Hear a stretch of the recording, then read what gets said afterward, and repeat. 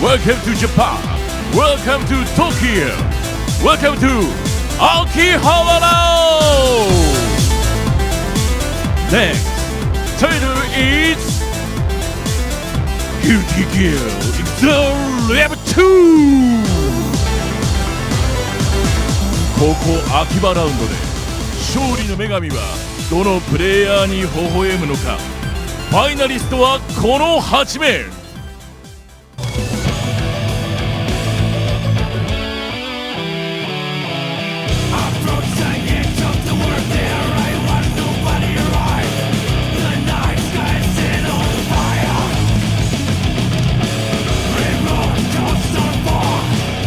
Eternal Risk Blue DC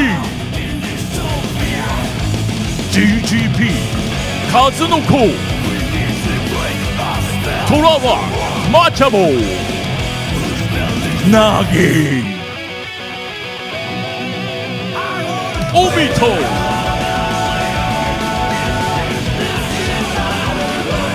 Meijaki Kenako Rookie Locks.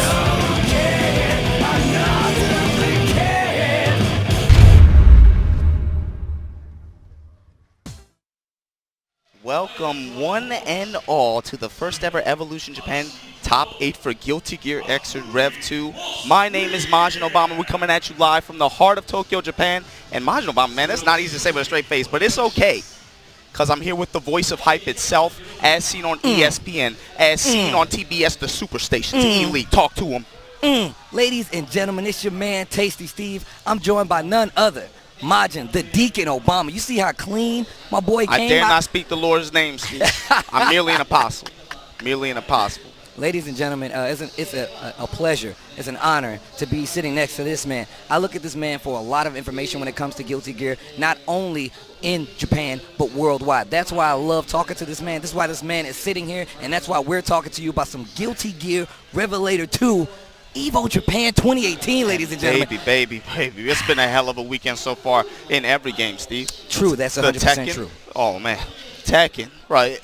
Guilty Gear, KOF, man. Arms. I'm not going to even stunt. I was getting hyped watching Arms in the front row. But I'm going to tell you right now, we know why we're here right now. What you're about to look at is some of the most electrifying Guilty Gear gameplay you will ever see with some of the best players in the world. We're going to take a look at the bracket. We have DC, Kazunoko, Machabo, Nage, Omito, Kareko, Rookie, and Locks. Who are these guys? Talk to me about them. So look, Steve, I don't claim to speak this language very well. They got the moon runes on the cups. I can't read this stuff. I don't know what they're telling me. But look, I do know one word.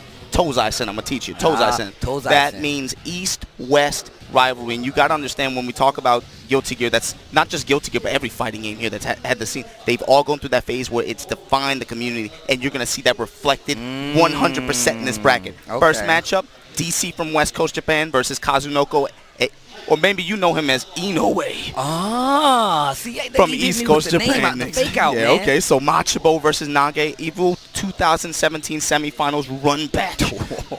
East Coast Japan face off, and then you got that losers bracket. West Coast team kill Omito, Johnny, your Evo 2017 champion, gonna be going up against Kadako, the Avenger, man. He's traveled out to Vegas 3 times, missed top 8, like missed top 8 2 times. It's so sad, but it's crazy. Ninth place. He finally gets to 8th. He finally gets the top 8 on home turf. This is crazy. And then the last matchup, Rookie, that sick Dizzy from West Coast Japan going up against Locks from down south. Kyushu moved to Tokyo, and baby, he's going to put that Chinese food on you. Wait for it. And I will tell you right now, I'm a big fan of Rookie only because I felt like Dizzy has been ridiculous the entire time. And now we get to see this character being played at such a level to make a top 8 at the very first Evo Japan. And I'm telling you right now, and we have a jam as well. We just talked about coming from Frosty Faustings, watching a jam. We saw Teresa that was there, got bodied, sorry to say. By who? By I think it was it was another guy named, what's his name? The God. Doran 2K. The young man, the young gun, one of the guys I've grown up playing Guilty Gear with. But that goes without saying. The fact of the matter is, this is where Guilty Gear was made. This is where it was bred. This is where you get Every ounce of your tech comes from here. This is the motherland of Guilty Gear, and you got an amazing top 8 that you guys are about to watch. Now, some of the character variety that we're going to get. We're going to get a Jam. We're going to get a Dizzy. We're going to get Leo. Why? Wait, my boy's not in, though. My boy didn't make it. No, Tomo missed top 8. Why? How did that happen? I'm telling you right now. I know you were paying attention to the brackets. Tied for 9th place in a run back in set top 16 with Omito. Omito eliminated him to get to the stage. And I watched that match in straight tears. I was like, come on, like I'm one of those guys. I get really hyped. I want my character to win. I do get a little biased when it comes to that, but that lets you know just how good, just how far we've come. Coming from Evo that happened here, and well, not here, but in the United States. Yeah. He got top 8. He did very well. Got top 8, got 2nd place. Exactly. So for him not to be in this top 8 on his home turf, on home soil, lets you know just how serious and this it's what competition this is. tournament is what we knew it would be, right? When you come out to a place like this where not a lot of this game isn't esports. You know, let's be honest. Esports rejected this game. So Threw it this back is in. This Back is in the water. This is a fighting game. You come out here to this region where the average level of play is so high.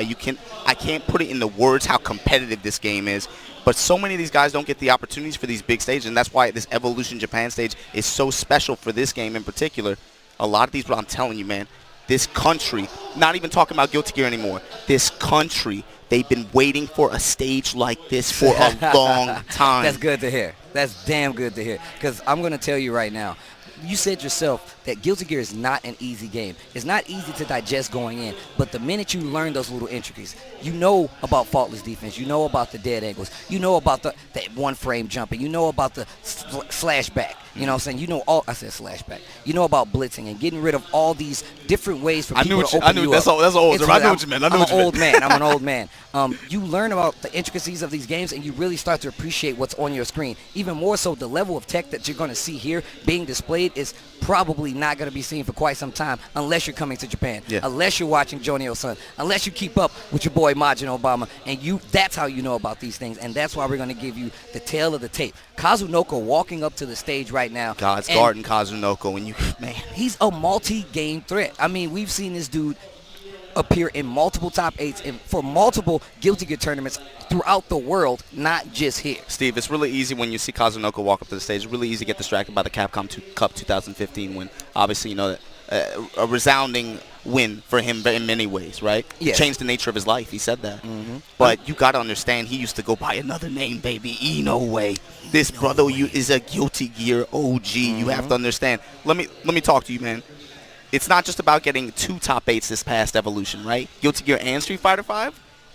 But it's about the SBO Tokeki 2009 to 2011. He got top 8 in damn near every game he played. And again, a multi-game monster. You said it yourself. Going up against longtime West Coast Johnny player DC. In this version of the game, however, he's going to be playing Sin, known as a wild boy. That's a wild brother. He's been to Evolution a couple times himself. Unfortunately, missed top 8 in 2015 and 2016.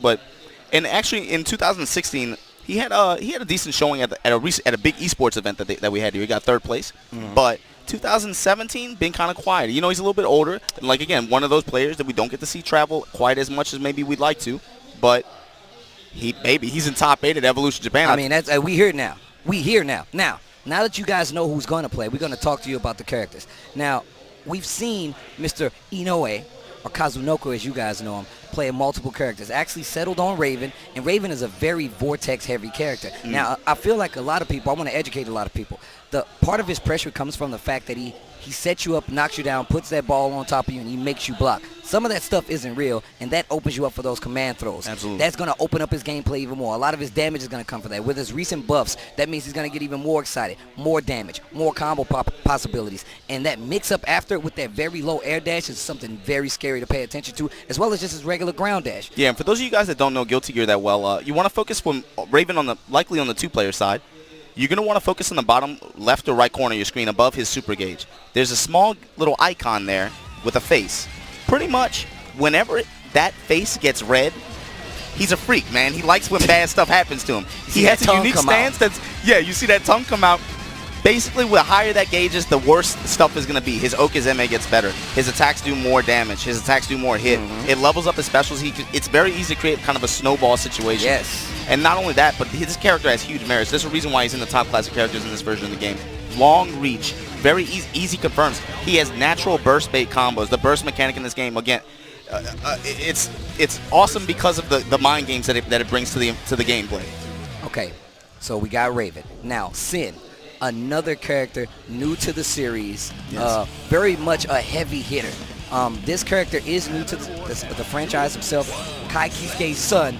But when I tell you, if this man hits you, if this little boy hits you with this flagpole. Hey, he's a little boy, but he do grown man damage, He do grown man damage. And I'm telling you, like, we've seen so many players come to the world of Guilty Gear and not know where to get started. Not to have a proper gauge of what kind of damage you're going to be taking off and what you're looking for. Sin is that character. Now, you spoke about gauges before, and you can see, once we get started here, that Sin has a gauge of his own. Got a little ham bone down there. That's right. With some meat on it. He's a growing boy. He needs those calories. He can't tire himself out. He has special moves that depend solely on how high that bar is. And if it gets too low, my dude he passes out a little bit. He has to take a knee. He got to eat some bologna, man. So like Steve said, this character on the one-player side has the unique ability to cancel his specials into each other. And that's going to cost some of that calorie gauge. So keep your eyes on the bottom left corner of the screen. Basically, when that bar is low, he's going to have to take an opportunity to, again, eat a bologna sandwich or something to refill it. But that sack lunch comes in handy. The difference in this matchup is going to come from the return. Sin, if he managed to, again, both of these characters with very long, very comparable reach on each other. But the difference is going to come in return. Sin is going to get very high return damage-wise and also meter gain-wise. Raven, on the other hand, not so high on the damage, but he's going to likely get an Okizeme situation afterwards. He needs to be able to, again, start his mix-up game, and from there he becomes a threat. A super vortex-heavy character that you're going to have to be on your toes against. You'll see when it comes in, because he's going to knock you down, sets a projectile, and dash in. Either you have to faultless to keep him out and take the guess on the high-low, or you're going to dead angle, spend some resources. Maybe you can burst to get him off of you. But like you said before, in this game, the reads come aplenty. The book is big, and you can definitely bait those bursts, take off a lot of damage, and make them second-guess it. And when that burst is gone, the gameplay changes again. And you're going to see a lot more aggression, a lot more offense, a lot more defense, and defense is going to be the name of the game if Raven wants to win. I feel like Sin's always going to be in the running. Yeah. There's no situation where Sin's not going to be able to come back. So I feel like that's going to be his game to play. Kazunoko is aware of this, I'm sure, but you still got to be careful going in. All right, these guys are getting set up. I believe button checks are done. We did our little warm-ups. And again, DC, a player that excels, and I think his best attributes is he has very creative in-game problem solving, right?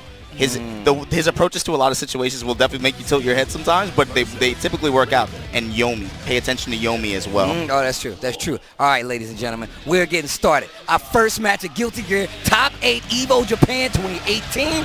Ladies and gentlemen, let's go. This table, we should have bought. I'm gonna bring my own table next time because this is not sturdy enough for me to be commentating the Guilty Gear Top 8 with my boy Obama. I'm gonna tell y'all right now. Let's go. DC Sin versus Kazunoko Raven in Top 8. Now, also, the fact that we let the intros rock, that's what I love about Japan the most. We don't skip those. We hold those, and let's go. Now, what's the round start? Oh, nice. Neutral, like DC, a very respectful backup. Yeah, gets that backup put. And again, you want to pay attention to that mid-range where DC can either put out that far 5S or he can do beak driver. Both of those are going to lead to big return for him. Kazunoko has to be wary of it. Oh, hits him with that feather. That's definitely going to slow him down. That needle. Gets the throw. Going to get a combo. Knockdown, probably going to have a vortex situation here. Sets up the orb. Nice jump out and an air throw to catch it again. What are you going to do? Hits him with the side dust on the wall. No burst because he's already used it. Dunk him. And this is where it starts. Low excitement right now. Another good guess from him. He reads the escape attempt. Vulture sees in the air. Gets the counter hit confirmed here. DC going to eat on him. Pulls out that lunchable. You hear that whip? That nice block on the 2S defense. Like I said before. Oh, he is charging that bad. Full charges. The Kazunoko not biting. Dead angle back to mid screen. Eats the needle wire C. And again, that's very important also. Raven has... You want to limit his gauge usage, right? You want to make him spend that bar to be able to cover himself. When those situations that he doesn't have bar, he becomes vulnerable. Especially if you were looking for resets and stuff like that. People are going to mash. This character has low HP and low stun protection. High guts, though.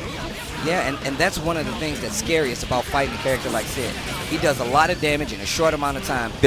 there are certain conditions where this matchup can end in one hit. Yes, exactly. And that's why you know these guys know exactly what they're doing. If you're going to stay competent of what's going on the screen, you need to know his meter. You need to know how much burst he has, how many times he's going to eat, how many times he can cancel a special move. And look at that bar just below Kazunoko's health gauge. That's the risk gauge. The longer you block like that in this game, the more the damage that will do on the final hit that you do receive. And you saw it just do huge damage. Counter hit, gets the command throw.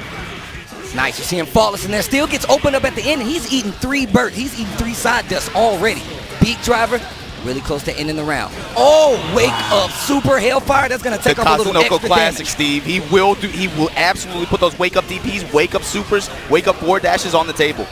And that super is powered up by that excitement meter, but that is gonna be a round for DC. All right, here we go. Round 3. I like the jump back early on. You see him trying to space him out with that beat driver, like Obama said before. Oh, nice. Gets the fall. Tries to go for the. Oh, nice. Gets the air throw. Low altitude anti-air air grab. That time DC jumps out the 5D. Unfortunately, gets tagged by it still. Put back into the corner. Oh, low air dash. Gets opened up low again, and this is where he excels. Juggle off the ball. Now his nipples real hard, Steve. Oh, yeah. Got him in the corner. Dropping that ball on him. Goes high. Whoa, nice. The 5 heavy mash. Okay, DC now takes position. Got the corner. Good block from Kazunoko on the 5D. He's going to whip this super. Oh, landing punish. Burst going to come into play here. Who's got the read on it? All right, didn't get it open up this time. DC's defense looking a little better. There's a gold burst. Now here's a chance. Look at the life difference. Look at the burst. I just said this. You need to know exactly what he has at his disposal. Backdashes the dust. Great reaction from GGP Kazunoko. DC's face. He's like, okay, all right. Yeah, he's smiling. He knows. And he goes right back in. This is, of course, winner's side, ladies and gentlemen. Oh, I love the jump back there. Just to dissuade him from doing that air dash so much. Yeah, and DC, interesting decision to keep his back to the wall there. That's normally not where you want to be against Raven, but he kind of lured the Kazunoko into that range where he could strike there. That's true. I mean, and as hard as it is to fight Sin, having him in a situation where you can control his movement is probably optimal. But you got to know how to deal with those offensive options. Good anti-air there from Kazunoko. Ooh, stretching on him. Show me your noodle, Steve. Noodly on. DC working him to the corner with the empty low. Eat ham, go ham, DC. Eat ham, go ham. Gets the Runs throw. and gets the grab. Spins that meter. Important to represent that option in your offense with Sin. Oh, yeah, most definitely. I mean, I feel like, and he has a weird wake-up time and depending on how he falls, so you definitely have to be careful with wake-up throw options. Once again, that jump back to deal with the air dash coming from Raven, but he still eats this air throw. And again, Raven has an invincible forward dash, and you see DC dealing with it so well. He's always in range right when he comes out of that forward dash to check him. Have you seen how many successful anti-airs? Great read from Kazunoko. So many successful anti-airs coming from Kazunoko. Yeah. He knows that Sin wants to be mobile, move around, and he's going to try to keep his distance. And the minute he does, you're going to see Kazunoko go in. DC's been very predictable about his escape attempts out the corner. He goes through the air every time. I got to be looking for him to go on the ground next time. Kazunoko's got a perfect read on it now. But here we go, punish on the needle. And I feel like there's a lot of damage being left on the table by DC. I mean, I feel like he's very much aware of that meter down there. He doesn't want to go for too many cancels and put himself in a situation where he's trying to eat at the wrong time. Yeah, this player not known for being optimized necessarily, but again, creativity and offense. And here we go, look at that guard gauge right below Kazunoko's health gauge, flashing pink. And once again, another anti-air. And this is what we were talking about. Look at how much pressure is on this man right now. You gotta block that honest. Unfortunately, burst into the ball, and that's the worst outcome for him. Kazunoko on game point, but this could change. Oh, gets right over the pin. That's gonna hit. And Hellfire. And I think he could have got a combo going for that extra hit. Gonna take the opportunity to eat here? No. And that's what I'm talking about. Kazunoko completely aware he has to eat. That's why you're going to continue to hit buttons when that pressure is going on. Because the minute he does a special move, if that meter goes to 0, then he's going to go into a stun animation. Kazunoko, God's Garden, Kazunoko dropping DC Sin from West Coast Japan in the loser's bracket now. First game already underway. And you know Kazunoko has been in this situation before. We've talked about him being an OG. We talked about him being on the top stage. Not just in one game, Steve. I told you, man, it don't matter what game you're playing. This dude in any bracket is a huge threat in any game. We talked about it, and again, something that a lot of players talk about when they talk. They all call him Inoue Sensei. Oh, really? Yeah, they all drop that honorific on him. And like a big thing that everybody talks about with him, like I said, The way he plays offense in Wake Up, well, it doesn't matter what the game is. Wake Up DP, Wake Up Super, Wake Up whatever. It's always on the table with him. And the way he plays, you have to be able to train him to stop before the matchup becomes normal. He's an evil genius, man. Yes. I feel like I see this guy. No, I'm serious, man. I watch him play, and I watch him play in any other game, and it's always calculating. It's always to stop the other person. Yes. And